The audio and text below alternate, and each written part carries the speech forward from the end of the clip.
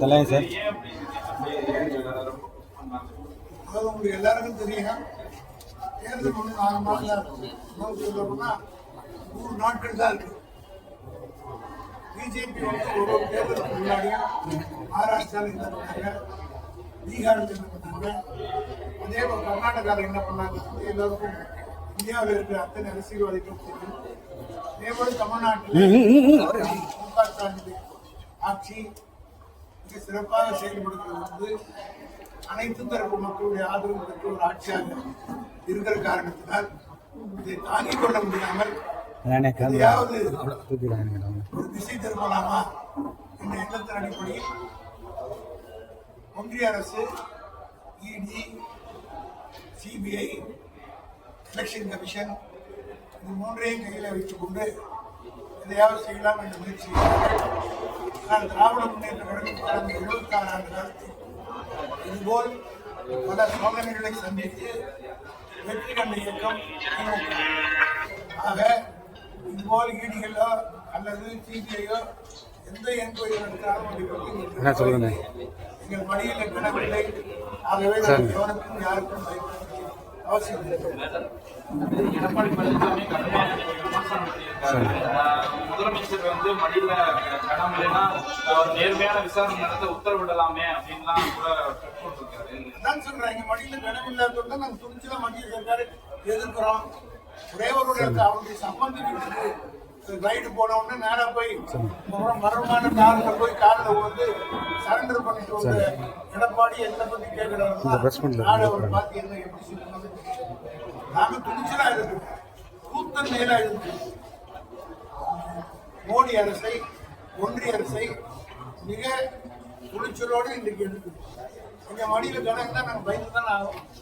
இவருடைய சம்பந்தி வீட்டில் ஒரு ரைடு பண்ண உடனே இவர் மகனை அழைச்சிக்கிட்டு ஒரு மிகப்பெரிய புள்ளி அழைச்சிக்கிட்டு கார் மூஞ்ச மூடிக்கிட்டு காரில் போனாரு. நாங்கள் தைரியமாக பேசி போகிறோம். இதே மதுரையிலே நேற்றுக்கு வீர முழக்கம் மட்டும்தான் போயிருக்காரு எங்கள் தெரியும். அதனால் எங்களுக்கு இதெல்லாம் சகஜம். இந்த மாதிரியெல்லாம் பார்த்து வளர்ந்த கட்சி இந்த கலைஞர் வந்து அந்த மாதிரி வளர்த்துருக்காரு. இதெல்லாம் நாங்கள் பயன்பட மாட்டோம். எடப்பாடி இதை பற்றி பேசுகிற அருகதையும் யோகி குறிப்பா மூத்த அமைச்சர்கள் மட்டும் குறி வச்சு இப்படி பண்றாங்க சார். பெரியசாமி அவங்க வந்து குடும்பத்துக்கு இருக்கிறாங்க.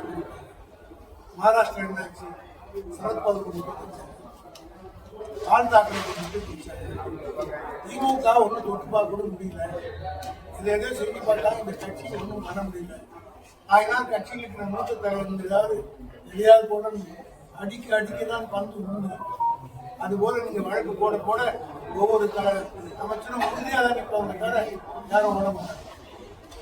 ஏன்னா உங்களுக்கு கனவு தாங்கிறவர்கள் இன்னைக்கு தலைவர் ஏற்கனவே 50 ஆண்டு காலம் எங்களை வழி நடத்துகிறார் கலைஞர். திருப்பரங்குன்றம் விவகாரத்துல உச்சநீதிமன்றம் போயிருக்கிறதா சொன்னாங்க.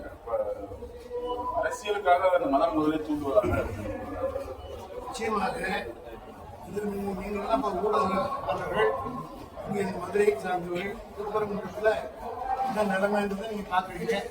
உள்ளூர் மக்கள் இங்கே தெளிவாக இருக்கிறார்கள். இன்றைக்கு கூட காலையில் 3000க்கும் மேற்பட்ட ஐயப்ப பக்தர்கள் திருப்பரங்குன்றம் கோயிலுக்கு மலைக்கு போயிட்டு தான் போயிருக்கிறாங்க. அமைதி அங்கேயே நிலவுகிறது. வெளியே இருந்து போய் இந்த கலவரம் செய்து பார்க்குறாங்க. அயோத்தியில கூட யாருக்கு முதல்ல கலவரத்தை ஆரம்பிச்சு சென்ட்ரல் கமிஷன் வழியாக ரத யாத்திரையை குஜராத்தில் இருக்கிற அத்வானி தானே போய் கலவரத்தை வாங்கி அவங்க எடுத்து பண்ணாரு. அதனால ஒரு குழப்பத்தை இங்கே பண்ணலாமா நம்ம பண்ணுறோம்.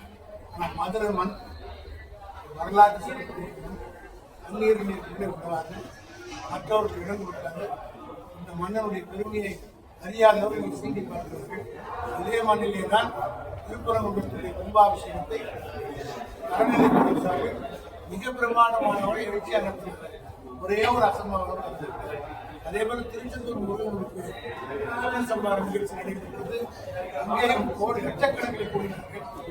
எல்லா ஆண்டையும் விட இந்த ஆண்டு அதிகமான கூட்டம் கொண்டது மத்தியில் முழுக்க பார்த்தேன்.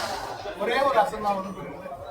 மக்கள் பக்தர்களும் முக ஸ்டாலின் இப்ப திமுகவுக்கும் காங்கிரஸும் ஒரு இணக்கம் இல்லாத சூழல் இருக்கிறதா ஒரு வகையா பேசப்படுது. இதெல்லாம் எப்படி பாக்குறேன்? ஏன்னா இன்னைக்கு கூட இந்த திருச்சி வேலுசாமிங்கிறவர் போய் விஜயோட அப்பாவை மீட் பண்ணி இருக்கிறாரு. அவர் வந்து அந்த கட்சியிலே இல்லைன்னு சொல்லி என்னால கட்சி பேரமைச்சு அபிஷியலா சொல்லப்படுறது கேட்டால் ஆனா அந்த கட்சியிலே இல்லாத சொல்லப்படுறதை சொல்றாரு. வேலுசாமிக்கு எங்களுக்கு சம்மந்தம் இல்லை அப்படின்னு சொல்லிட்டாரு. ஏன்னா சம்மந்தம் தான் பேசுறவங்கலாம் ஆனா ராகுல் காந்திக்கு நெருக்கமா இருக்கிற பிரவீன் காந்தி வந்து நான் பேசியிருந்தேன் விஜயோட அவர் மீது ஃபோக்கஸ் பண்ணி போறதா கொடுத்துருச்சு. இதெல்லாம் ஒரு குழப்பத்தை உண்டு தமிழர்கள். அங்க வந்து குடும்பத்தையே பிரிப்பாங்க. அண்ணன் தந்தையும் பிரிச்சாங்க. இங்க தமிழ்நாட்டில் கூட அப்பாவின் குடும்பம் பிரிச்சிட்டாங்க. ராமதாஸ் பாட்டாளி மக்கள் கட்சி இந்த கூட அதிமுக நாலாண்டு எங்க திமுகவில் தான் மோடியாலையும் பண்ண முடியல, அமித்ஷாவையும் பண்ண முடியல. இவங்க கத்த எல்லாத்தையும் முறியடித்து காட்டிய ஒரே பெருமை எங்கள் தலைவர் தந்து.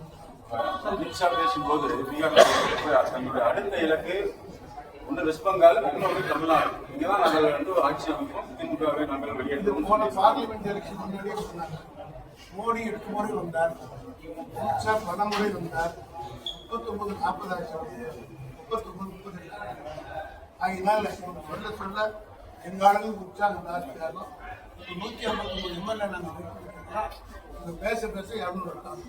சார், இப்ப சமீபத்தில் நடக்கக்கூடிய கருத்து இப்போ வந்து தாவேக்கா தான் முன்னிலை வைக்கிற மாதிரி எல்லாருமே சொல்லியிருக்காங்க. ஹரி ஹரி அப்படி ஒன்றும் யாரும் இல்லை.